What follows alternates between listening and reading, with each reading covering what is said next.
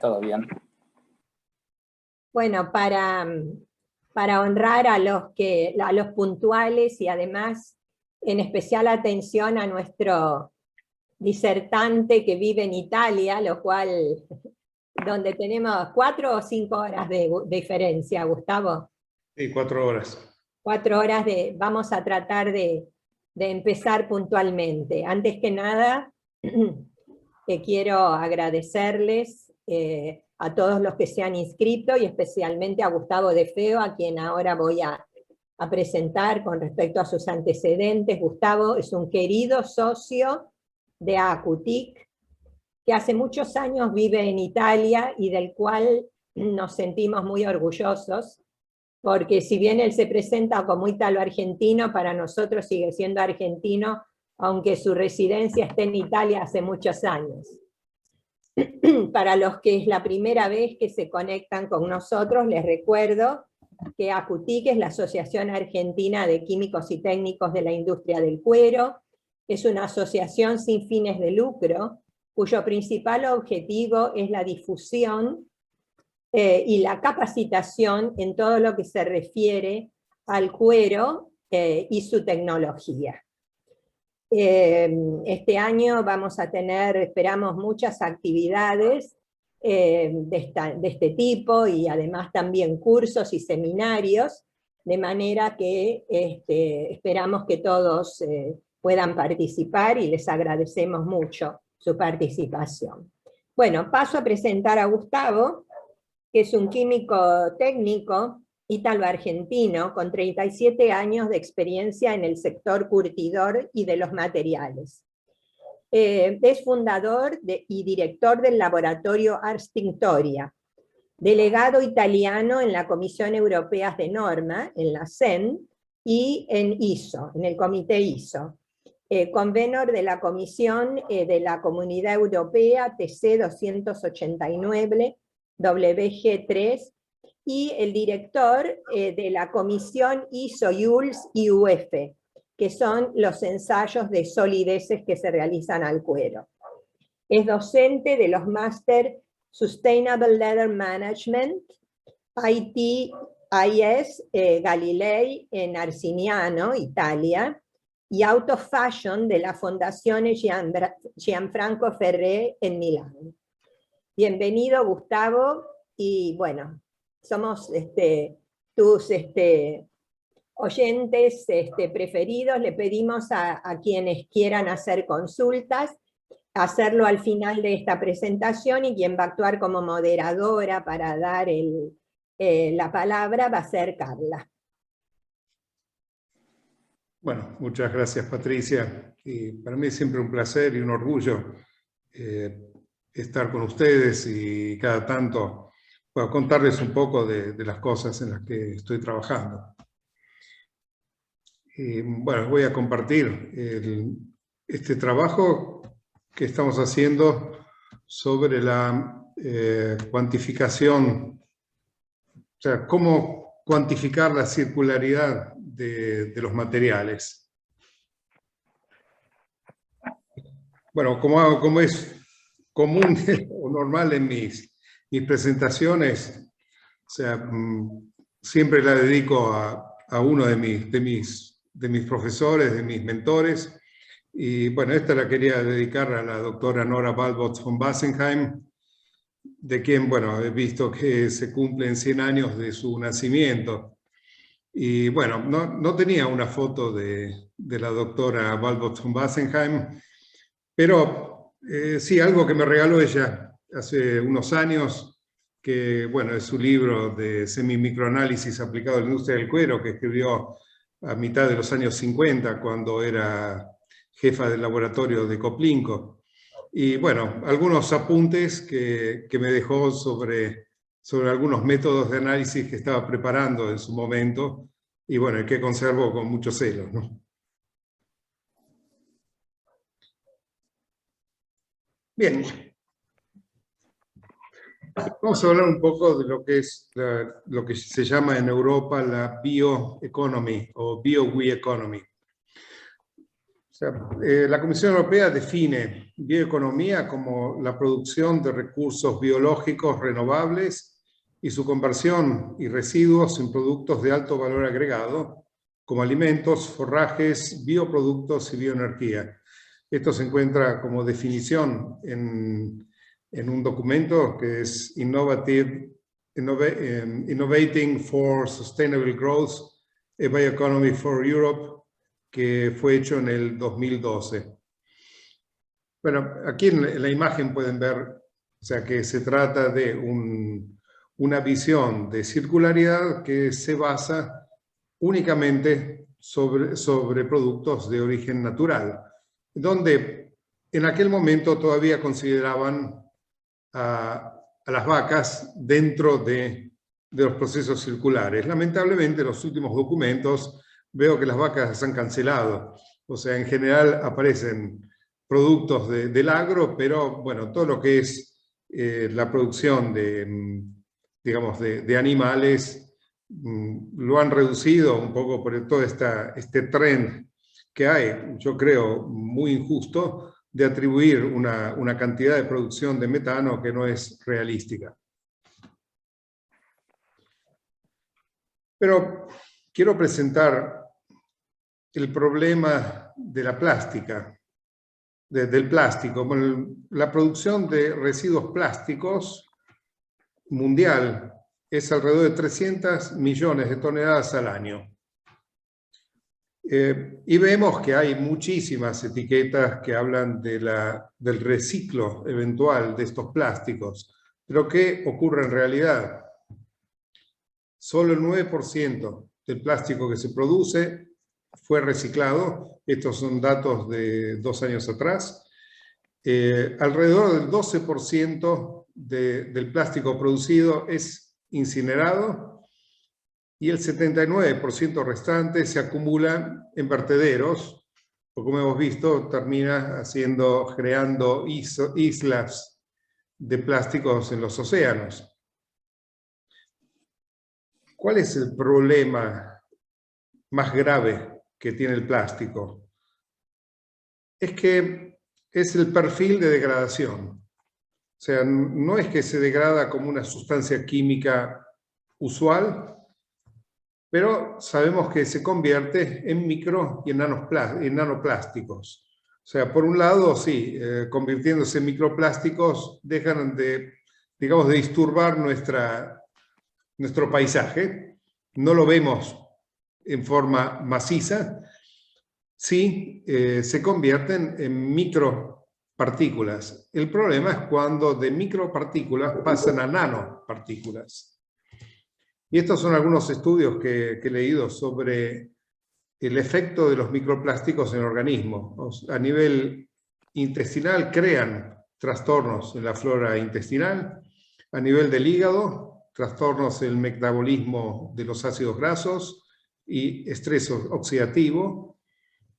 Mucho peor cuando son nanoplásticos, porque tiene una dimensión de partícula tan fina que puede penetrar a través de la piel, puede penetrar, bueno, a través, en el caso del intestino, genera estrés oxidativo, inflamación.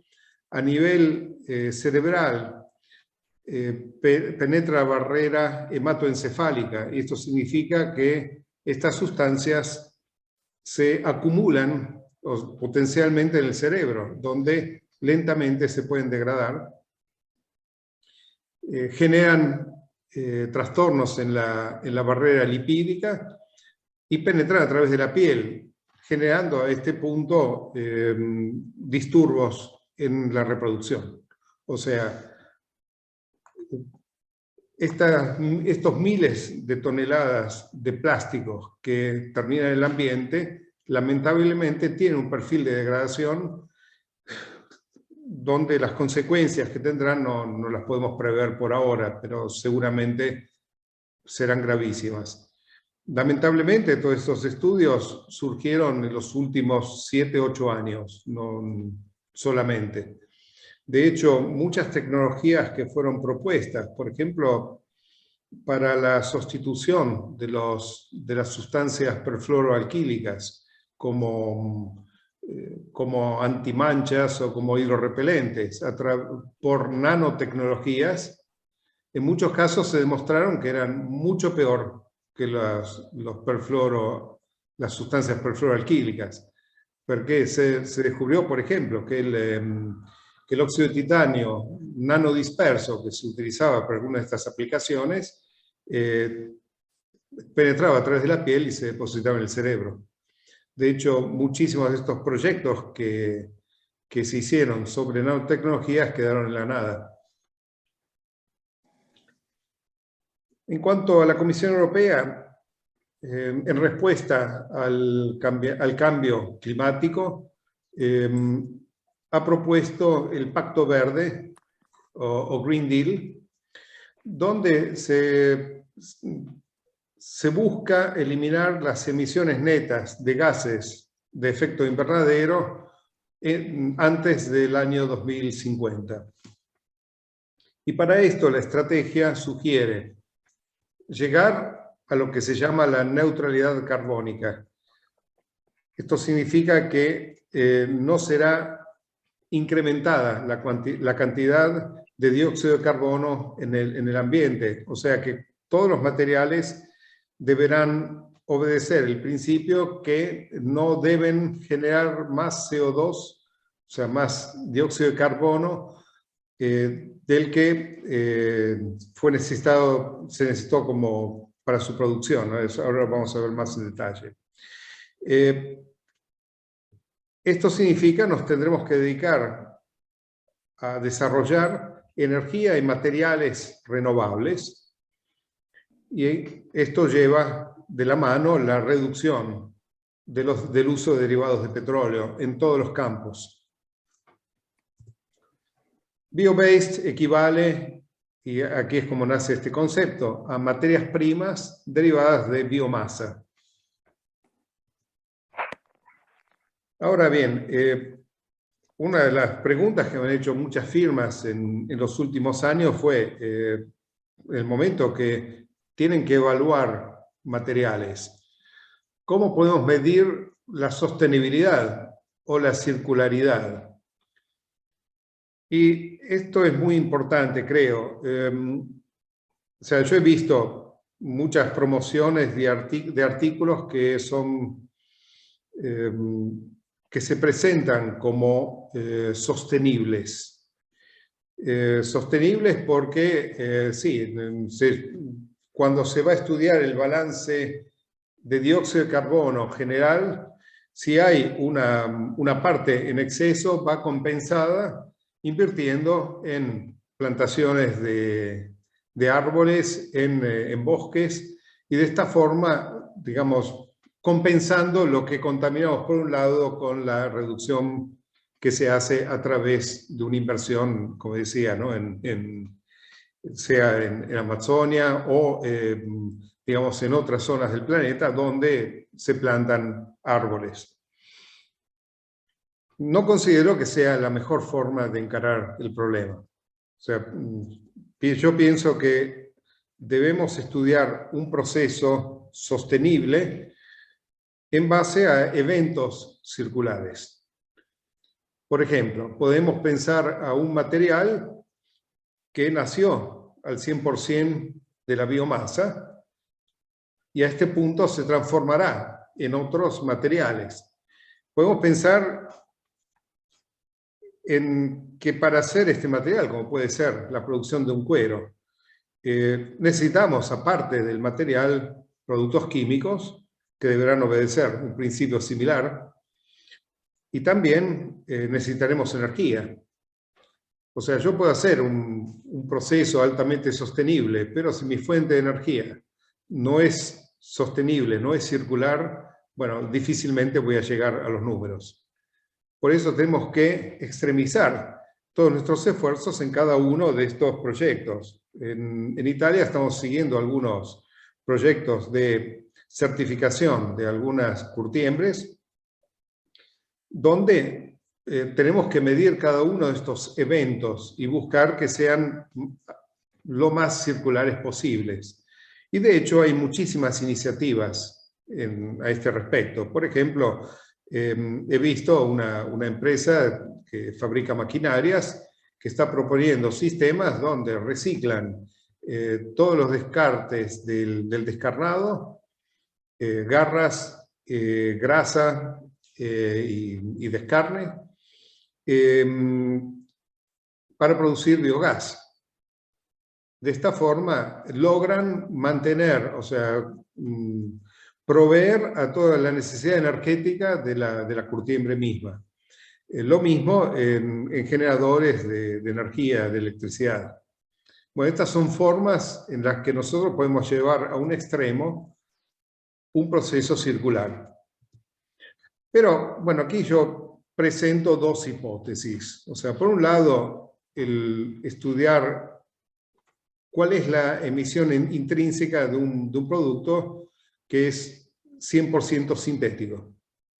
Bueno, un producto 100% sintético será derivado de petróleo. El petróleo será transformado en un material plástico, que puede ser un poliuretano, una poliamida, el PVC, un nylon. Este material será utilizado para hacer nuestros artículos. Claramente, llegado al fin de la vida de nuestros materiales, tenemos que pensar cómo tratarlos. Se habla muchísimo de estudiar materiales biodegradables. Yo soy contrario al concepto de biodegradabilidad de esa forma, porque significa que nuestra intención es continuar, hacer que estos materiales terminen en descargas, tal vez a cielo abierto, donde esperamos que la naturaleza se encargue de degradarlos. No necesariamente esta es la mejor cosa que podemos hacer. Sabemos que al final, si la degradación es total, si fuera total, se generará siempre CO2 y agua, como ocurre con cualquier oxidación de productos orgánicos. Pero bueno, tenemos que considerar que la posibilidad de incinerar los materiales, y en este caso, claramente, andremos a emitir dióxido de carbono en el ambiente. ¿Cuál es el problema de los materiales sintéticos? Como decía antes, generación de macro, micro y nanoplásticos, que tienen este perfil de degradación que expliqué primero. Entonces, sí, tenemos que considerar en los materiales sintéticos la persistencia de los residuos que quedan en el ambiente. Y sobre todo, este perfil de degradación, ¿cuánto daño puede generar a nuestra salud? Ahora bien, supongamos que el plástico o el material sintético en general fuera reciclado. Bien, una parte será reciclada, pero no podemos evitar que continúe a generar macro, micro y nanoplásticos, y en la eventualidad que al fin de un segundo, tercero, cuarto reciclo que le podamos dar a este plástico, si existiera, porque vimos que los números de Naciones Unidas dicen que es menos del 10%, bueno, terminaría siendo siempre dióxido de carbono ambiental.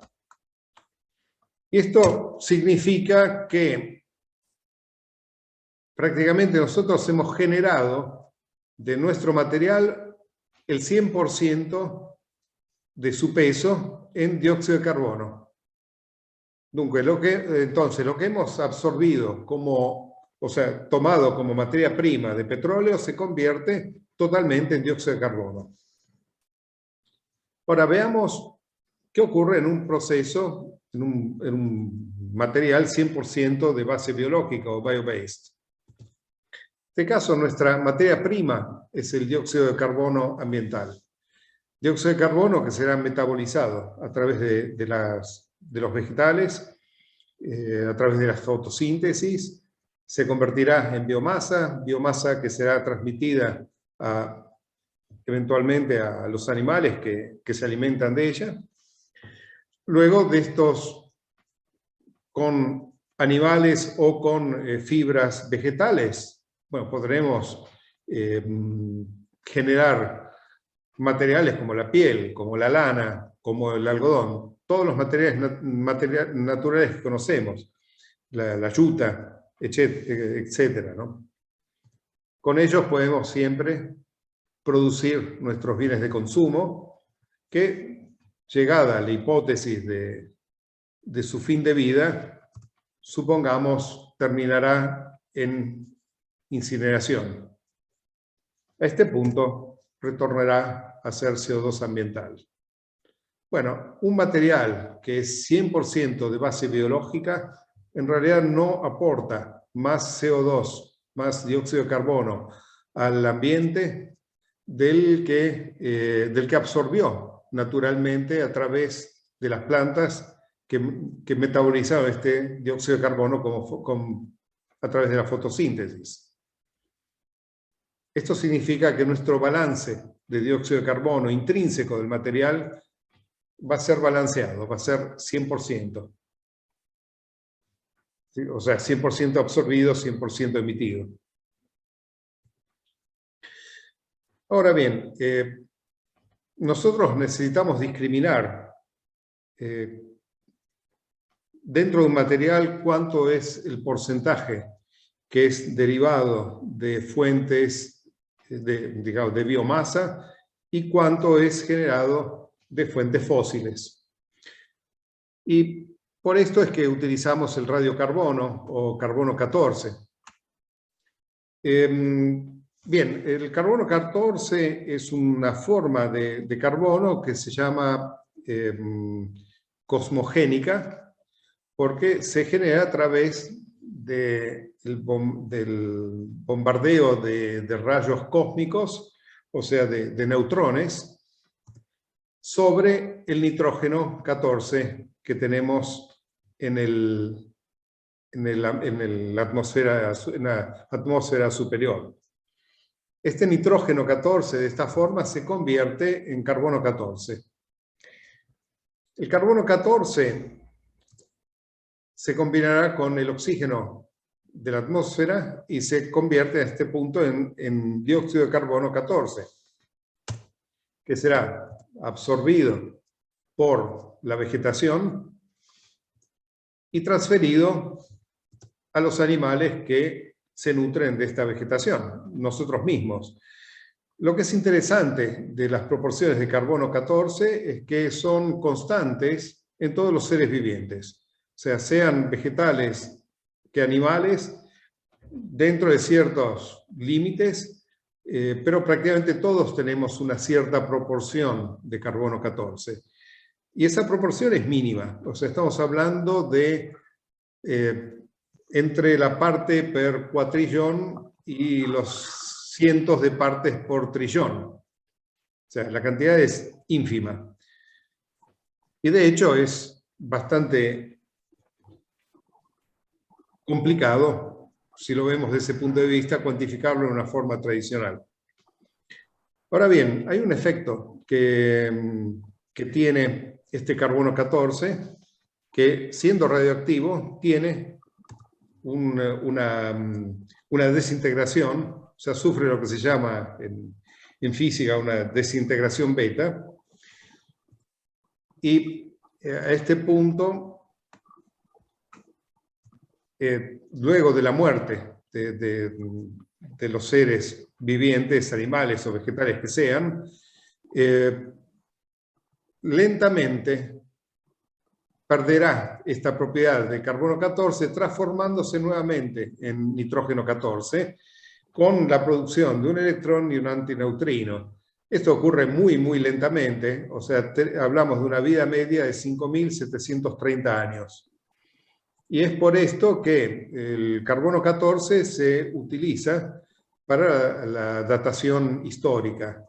Cuando nosotros tenemos una pieza arqueológica orgánica, si medimos la cantidad de carbono 14 que contiene, y contiene, por ejemplo, el 50% de lo que sería un contenido de carbono moderno, sabemos que ese objeto tiene 5.730 años. Si tuviera un cuarto, en realidad el objeto tendría alrededor de 11.000 años, y así sucesivamente. Esto significa que el petróleo, que fue un material orgánico, digamos, natural, 100 millones de años atrás, y bueno, claramente, con tantos años que se ha vuelto fósil, bueno, sabemos que la cantidad de carbono 14 que puede contener es nula, es inexistente. Y por eso, a través de la proporción de carbono 14 dentro de los materiales orgánicos, podemos cuantificar cuánto derivado de petróleo estos materiales contienen.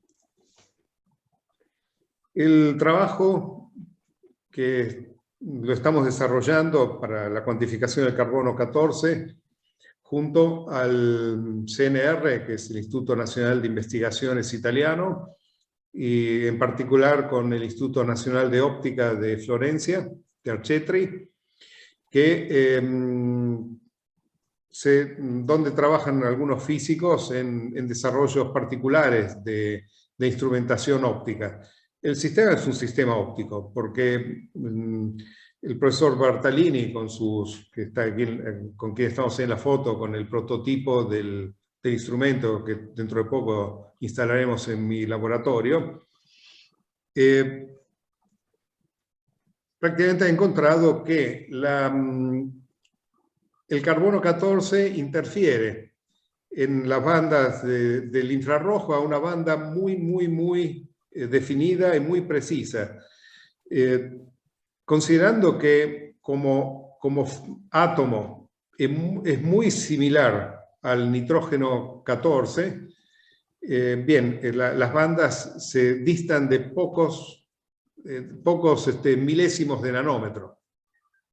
Entonces, para lograr discriminar estas bandas, primero tenemos que absorber al máximo posible todo el nitrógeno que se genera. Nunca vamos a incinerar una pequeñísima muestra de material orgánico.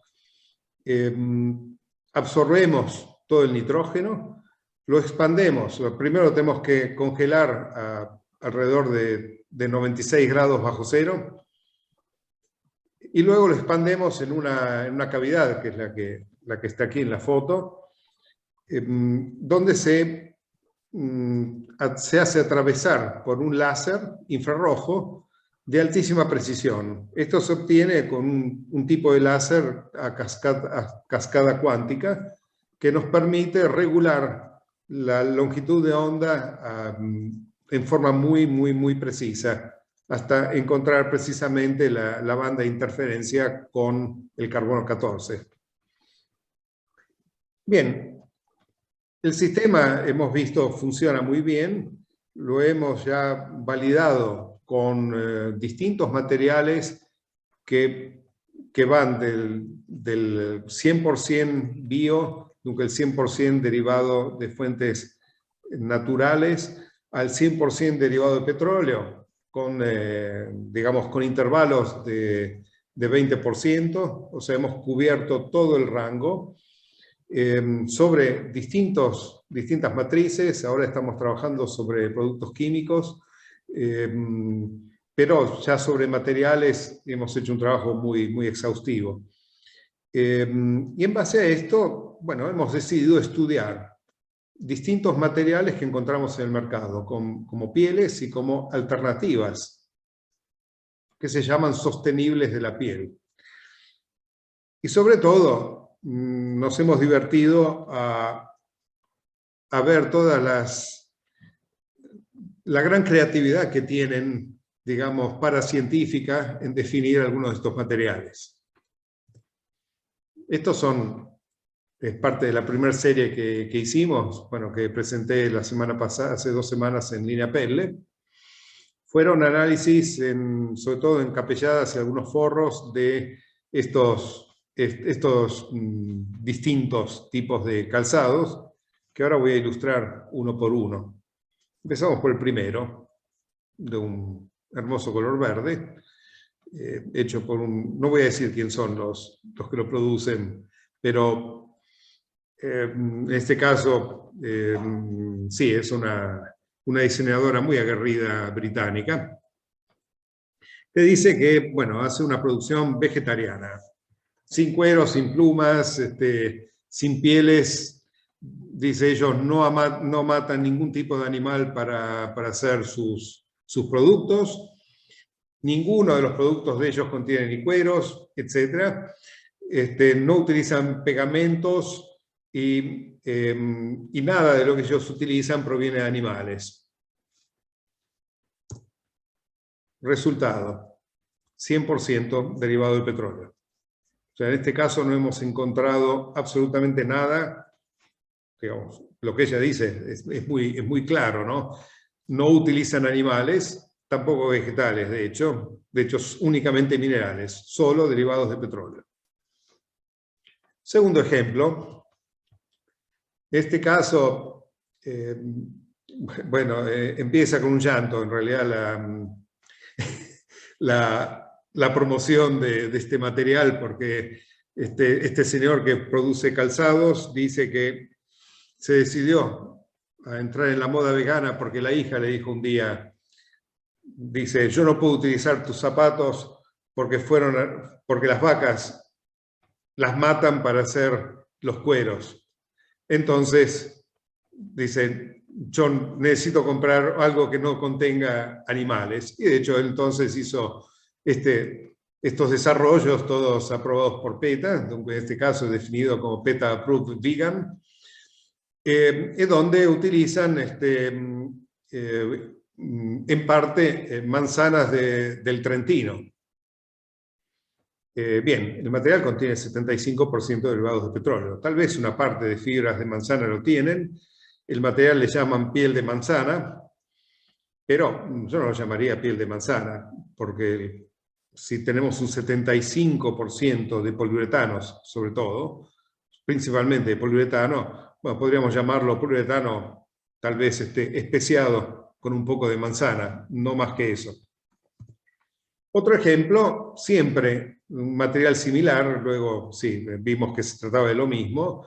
En este caso, sí, se dice, como lo promueve, es una gran firma europea, hagamos posible la circularidad. Creemos que la verdadera calidad nunca debe pasar de moda, por lo que el material de capellada de este producto está hecho de al menos un 20% de residuos de manzana. Tienen razón. Hemos encontrado que tiene un 26% de algo natural. No podemos detectar con el carbono 14 qué es. Sí, que contiene un 74% de derivados de petróleo. O sea, no podemos definir este material circular, pero esta es la forma en que son promovidos. Este es el caso más divertido, porque entre todas toda la poética que aplican en definir este calzado, bueno, aquí se ve en la imagen que utilizan un poco de todo, desde el vellea, que es un tipo de material que generan con residuos de la producción de uva en el norte de Italia, Piñatex, derivado de ananas, siempre la piel de manzana, que veo que tiene mucho éxito en estos materiales. Y de hecho, entre las cosas que dicen que la piel de manzana es uno de estos nuevos materiales sostenibles, porque deriva de la polimerización de cáscaras y núcleos de manzanas. O sea, pensemos que o sea, esta gente cree que se puede polimerizar una cáscara. Bueno, esto es lo que hemos encontrado. Bueno, el material central de la capellada, o sea, color plateado, en realidad yo no puedo asegurar que fuera un 92% derivado de petróleo, porque o sea, de hecho no tiene una gran resistencia, y cuando lo cortamos tendía a desfibrarse muchísimo. Pero puedo decir que contiene alrededor de un 92% de derivados de petróleo. En este caso, sí, el material que está alrededor de los cordones, que es de color blanco, contenía un 74% de derivados de petróleo. En el caso del material negro, que está en la parte posterior, un 70%, y el material que está en el, digamos, en el contrafuerte, 67% derivados de petróleo. O sea, nada supera el 50%, y bueno, no obstante, estos materiales sean llamados piel de manzana, piel de ananá, piel de uva, en realidad son principalmente derivados de petróleo. Y este, bueno, es un ejemplo de un trabajo que nos propuso un cliente, donde simplemente me propusieron materiales para calzado sin buscar obtener una gran performance en cuanto a contenido bio. En este caso tenemos un forro hecho con una piel curtida al vegetal, pero donde se utilizan también taninos sintéticos y vegetales combinados. Sabemos bien que los taninos sintéticos son derivados de petróleo. Algunos engrases utilizados eran derivados de petróleo, como los colorantes. ¿Qué obtuvimos? Que el forro contiene un 12% de derivados de petróleo. O sea, significa que el contenido bio de este material es del 88%. Y en cuanto a la capellada, del 16% de derivados de petróleo. O sea, en este caso, probablemente por el utilizo, seguramente por el recurtido, probablemente algunas resinas, colorantes.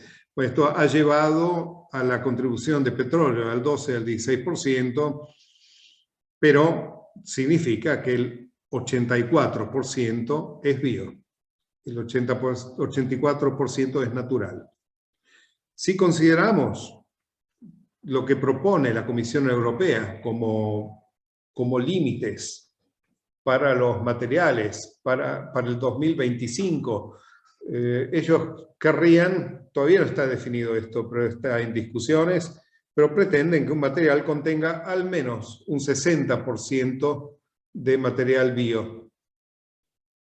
Y puedo asegurar que prácticamente todas las pieles, todos los cueros que hemos analizado, salvo alguna excepción, o sea, charoles altamente recubiertos con polímeros derivados de petróleo, donde sí, llegamos al 55-60%, estamos al límite inferior, pero todo el resto de los cueros analizados superan estos números.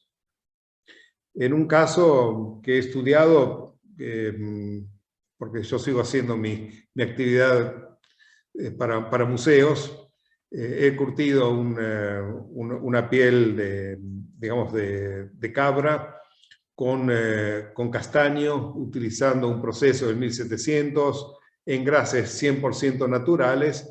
Lo utilicé para poder tomar la medida de este sistema. Me dio 100,0% natural. 0% derivados de petróleo.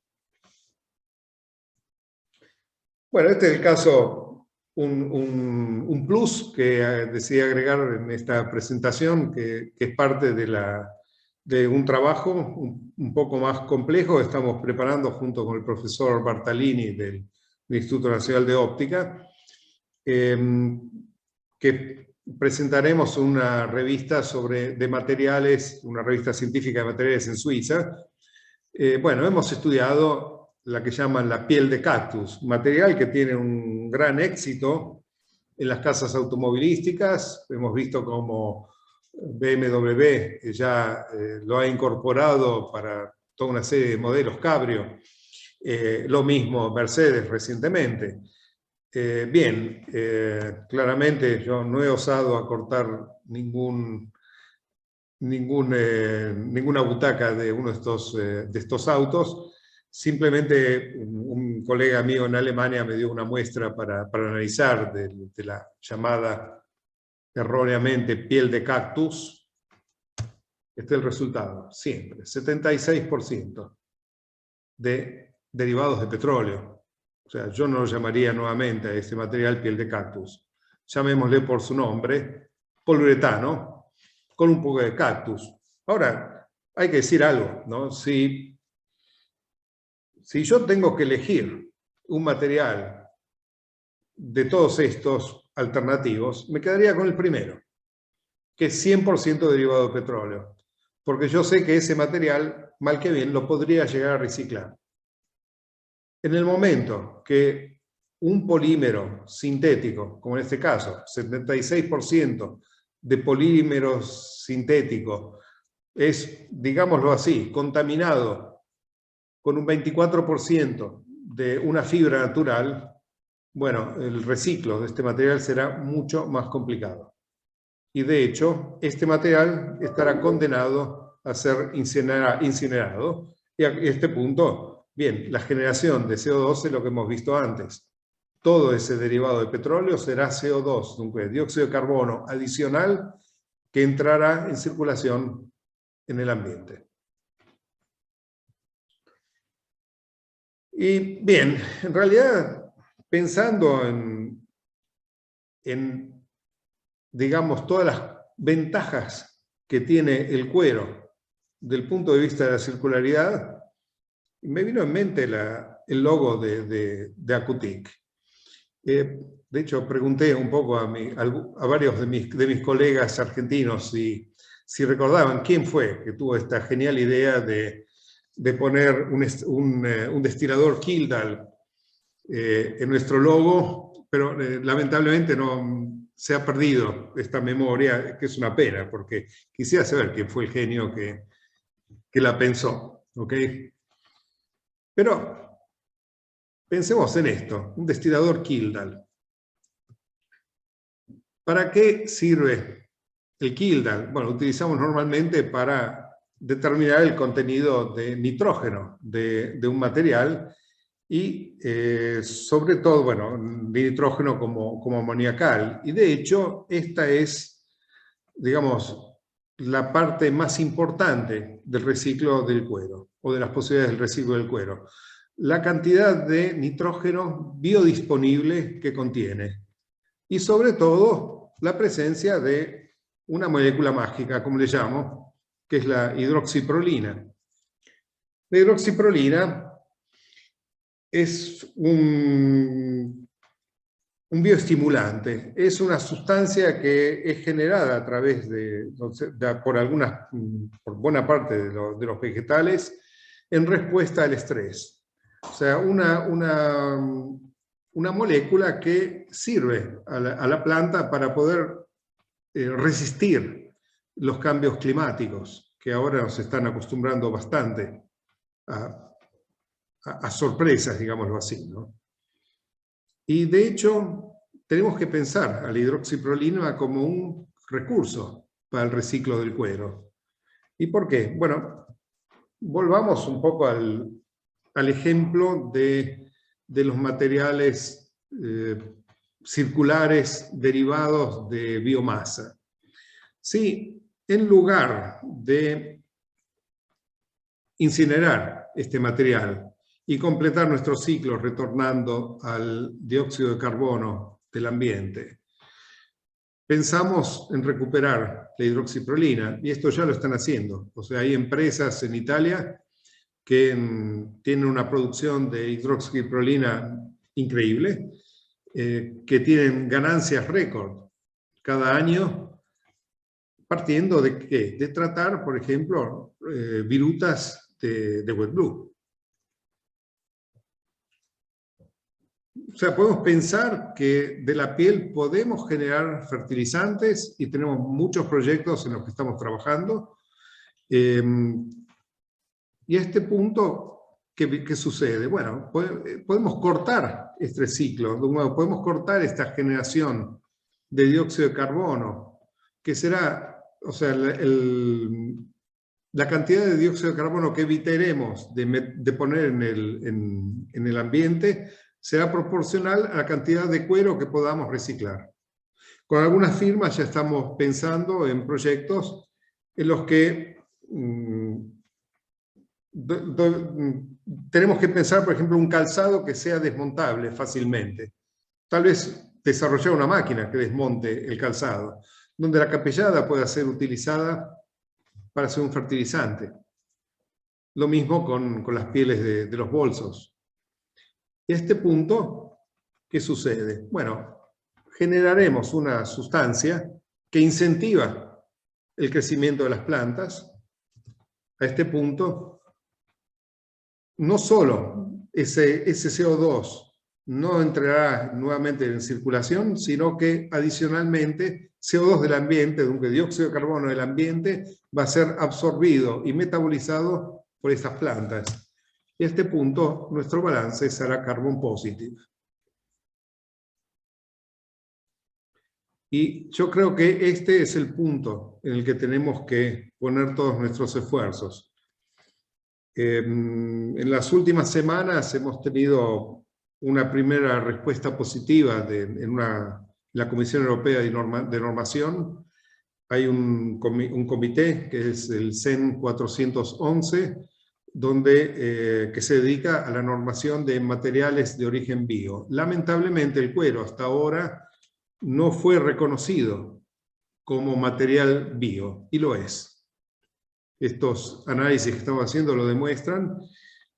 Con mis colegas del CTC de Lyon, con quien actualmente somos partners en Italia, estamos participando en esta Comisión Europea de Normación, en el CEN 411, por, digamos, de dos lados. Por un lado, el CTC, representando, tienen ellos la presidencia de la Comisión del Calzado Europeo, y por mi parte, como Comisión Cuero, como delegado de nuestra comisión, que es el TC 289.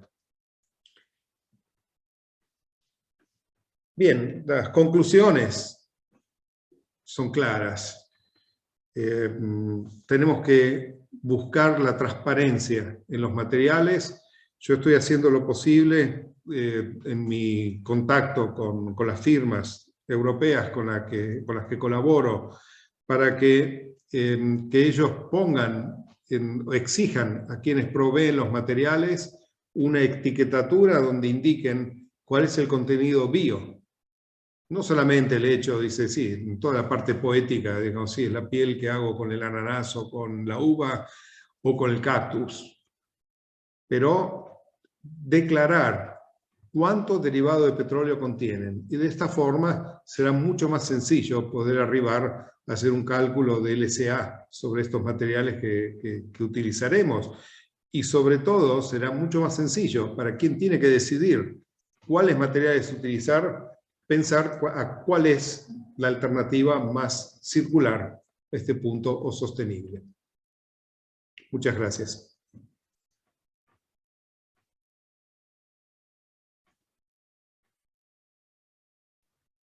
Gracias a vos, Gustavo, por la excelente presentación.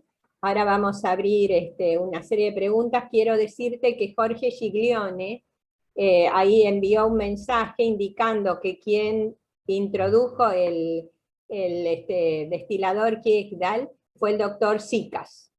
Imaginaba. Así que honramos su memoria y recuerdo.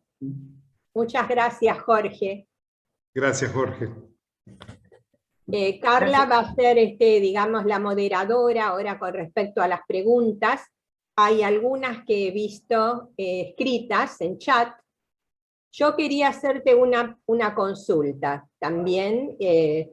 Hemos visto que, por ejemplo, ya Tesla, que había decidido no usar más cuero en sus vehículos, retrocedió porque tuvo muchos reclamos por parte de los usuarios, porque hay un desprendimiento, digamos, a un ampollado del material, donde evidentemente lo que se desprende sería la capa sintética, ¿no es cierto?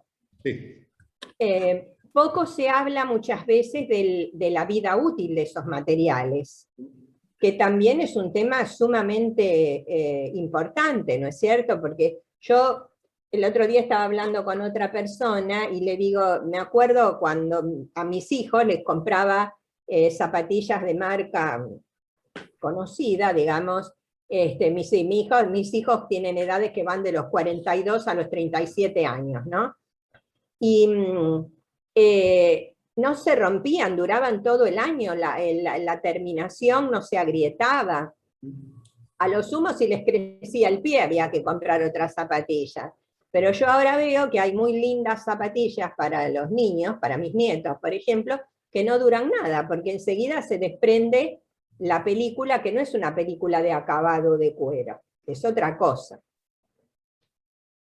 Sí, no, de hecho, esta es una de las primeras cosas que tenemos que defender, la durabilidad de los materiales y sobre todo cambiar esta mentalidad que digamos, del fast fashion, que hay que cambiar constantemente de artículos. Yo orgullosamente tengo calzados que en algunos casos he comprado a algunos de mis clientes y que tengo que decir, son 4 o 5 años que los tengo, están perfectos y los trato malísimo, pobres, ¿no?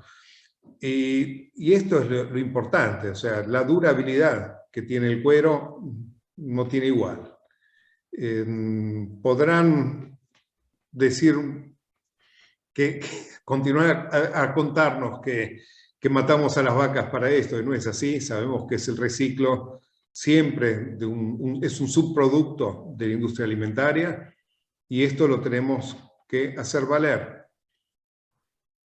Pero sobre todo la durabilidad. Bueno, hoy Carla me recordó que ya había contado esta anécdota cuando hice la última presentación en vivo, digamos, en Argentina, para el 60 aniversario de la CUTIC, que en una conferencia que hicimos con el consorcio Verapel en Japón, una señora al final de la conferencia me trajo muy orgullosa su bolsa, que me dijo, esta bolsa tiene 16 años, está hecha con cuero curtido al vegetal en Toscana, dice, y cada día es más hermosa, ¿no?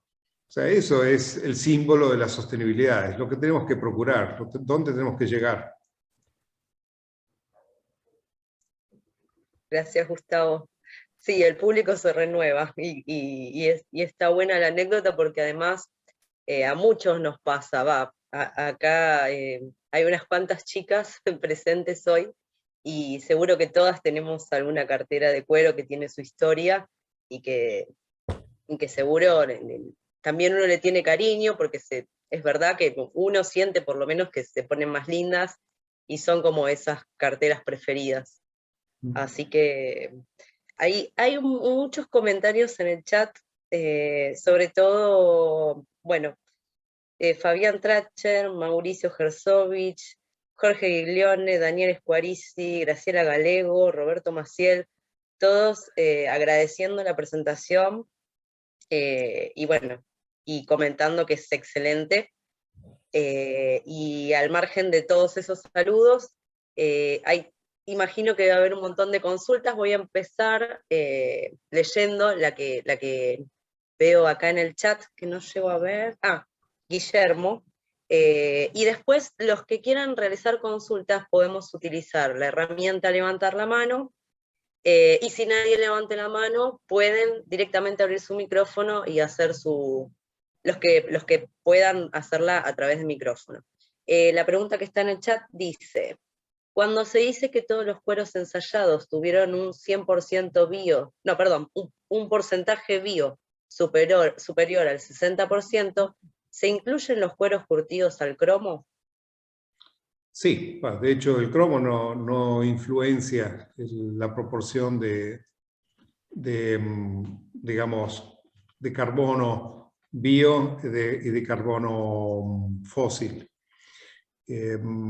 Por otra parte, tengo que decir algo, ¿no? Cuando pensamos el curtido al cromo, a veces pensamos en cuánta sal de cromo utilizamos para un curtido. Pero el cromo es maravilloso.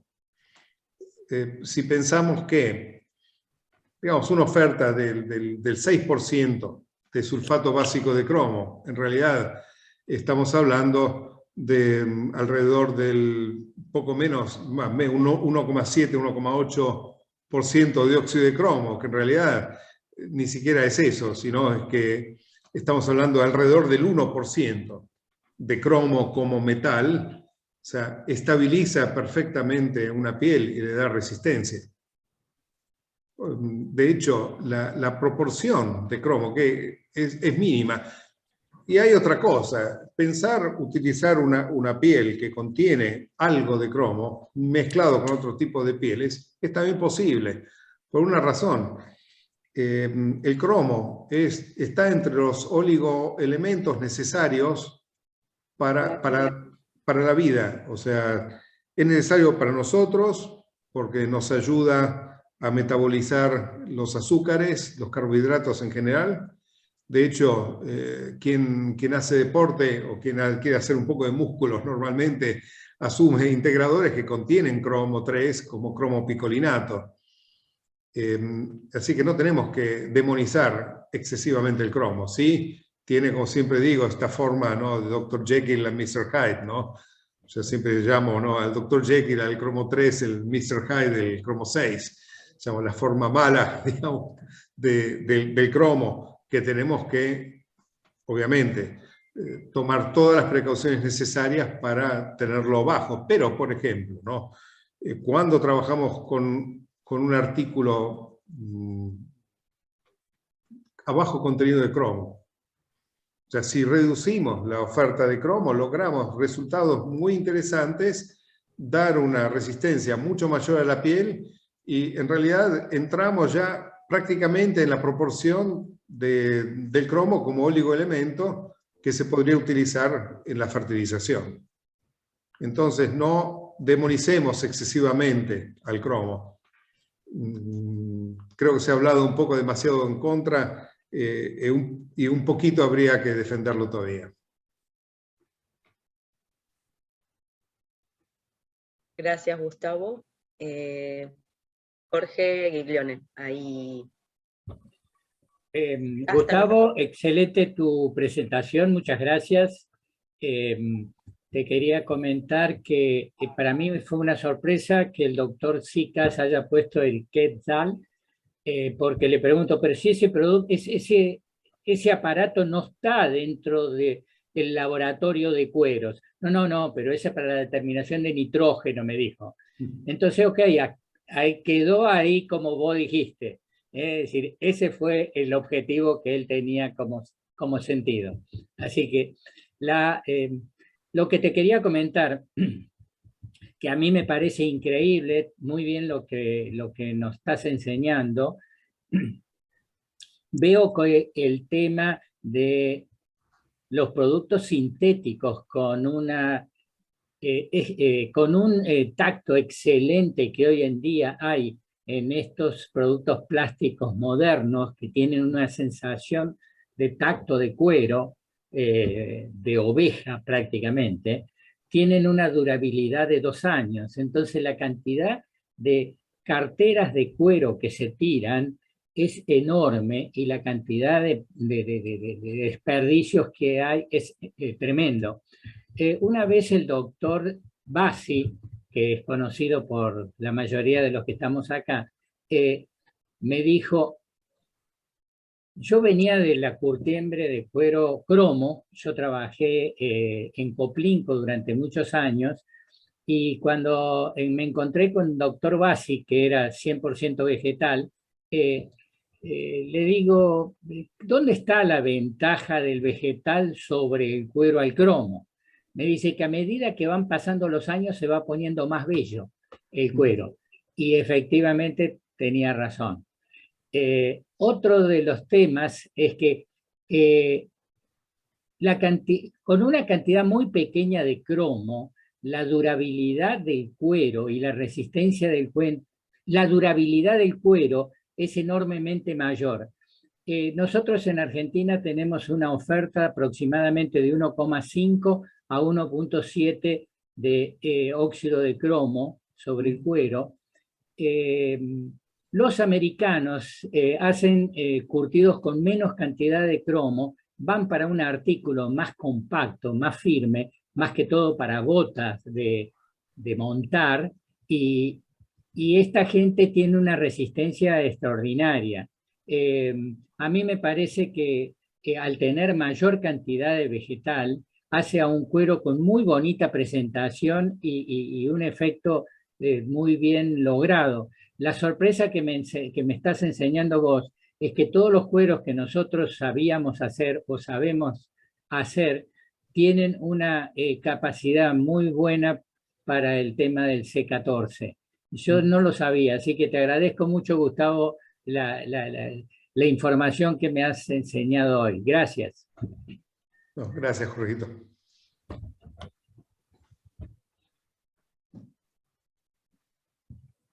Bueno, ¿hay alguna consulta más? No veo manos levantadas. El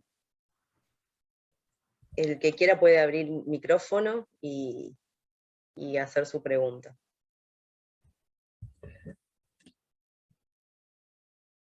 Fabián, ahí te abro el micrófono.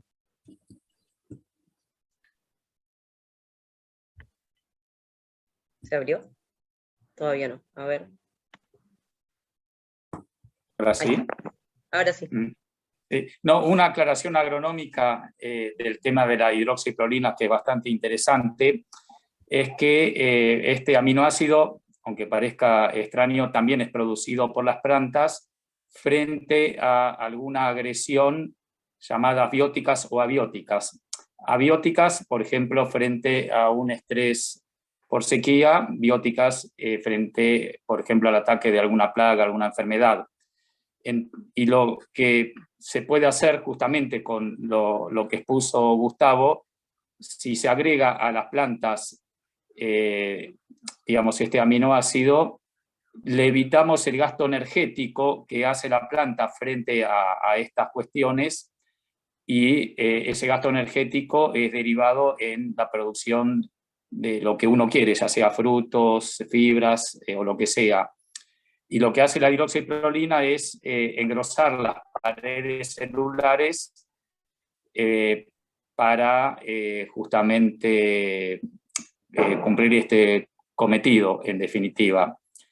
Y otra cuestión interesante con respecto al carbono es la posibilidad que tienen los suelos agrícolas en ser, se llama sumidero de carbono o secuestro de carbono, que es también una cuestión fascinante y muy interesante.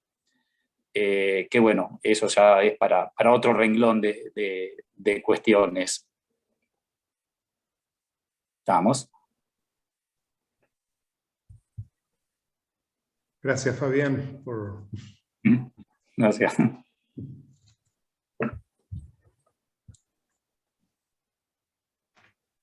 Jorge, te apagué el micrófono, perdón. Pensé que lo tenías apagado.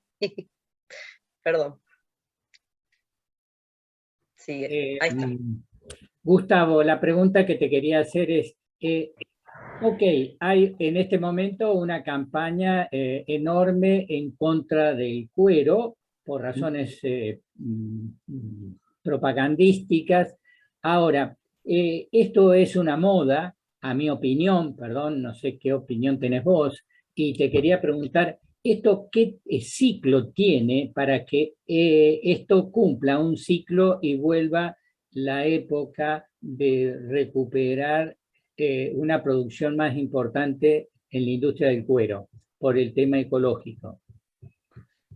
Bueno, sí, por un lado sí, estoy de acuerdo con que es una moda, pero bueno, puedo asegurarte, estoy en este momento haciendo algunos estudios para algunas firmas muy conocidas, sobre todo francesas, y para un productor de calzado deportivo, y donde estamos estudiando no solamente cuero y materiales alternativos, también distintas fibras textiles que son propuestas como materiales bio. Y lo que tiene bueno es que de a poco se van desenmascarando los materiales que se presentan. O sea, hay mucho cuento, digámoslo así. En el mercado, mucho greenwashing. Te proponen materiales que se parecen la octava maravilla del mundo, y luego cuando los analizas ves que ya basta hacer un infrarrojo y veo las bandas son del poliuretano, digo, ¿y qué más hay aparte, no? y después cuando hacemos un contenido bio, en realidad llegamos a estos números que vimos. Tengo que decir algo, el hecho de la presión que está haciendo Europa para el Green Deal, de llegar a materiales biocirculares, está cambiando la mentalidad de las firmas más importantes, que en este momento se preocupan por estudiar si los materiales que reciben son realmente sostenibles. Entonces, bueno, yo tengo esperanzas para el cuero, y sobre todo tengo esperanzas que efectos como este, que podemos reciclar, o sea, que la hidroxiprolina en realidad queda retenida por el cuero por años. O sea, mismo un cuero que tiene 20 años, si lo hidrolizo, puedo extraer la hidroxiprolina. Entonces no es que el curtido me la deteriora, la preserva simplemente. O sea, podemos revertir este proceso, de hecho se está haciendo. Ahora en mi laboratorio estamos ajustando algunos métodos también que pensamos hacer junto con Fabián en un proyecto, espero que dentro de poco sea ya posible encontrarnos, donde vamos a cuantificar a través de un cromatógrafo líquido masa los contenidos de hidroxiprolina de distintos materiales. Pero, como decía antes, ¿no? Sí, el nitrógeno es importante, pero no es todo el nitrógeno, porque el poliuretano contiene nitrógeno, pero no es un nitrógeno biodisponible. Es un nitrógeno que por degradación va a generar NO2, si llegamos a degradarlo, porque esa es la otra cuestión, y será otro gas serra, otro gas a efecto invernadero que irá a la atmósfera. Por esto es importante no solo ver el contenido de nitrógeno que tenemos, pero que llamamos el nitrógeno biodisponible. Muchas gracias, Gustavo. Gracias, Jorge.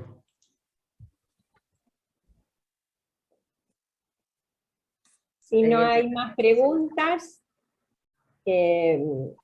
agradecemos muchísimo a Gustavo esta presentación, y a todos los presentes les queremos decir que se publicará en el sitio de YouTube que tiene ACUTIC a la brevedad, de manera que aquellos que quieren volver a verla o quieren compartirla, o a quienes no la han podido ver, en breve, y Carla siempre lo comunica por las redes sociales, de manera que estará disponible para que otros colegas o interesados lo puedan ver. Nuevamente, gracias, Gustavo, excelente presentación, y sos un orgullo para nosotros. Gracias a todos. Muy bueno, Gustavo, gracias a vos. Un abrazo grande. Gustavo. Y éxito. Gracias a todos los que participaron. Gracias, Gustavo. Gracias. Excelente. Chao, Gustavo, muchas gracias. Seguís adelante con todo el desarrollo en cuero. Felicitaciones. Gracias. Un gran Gracias. esfuerzo. Gracias. Hasta siempre. Chao, chao. Chao, chao.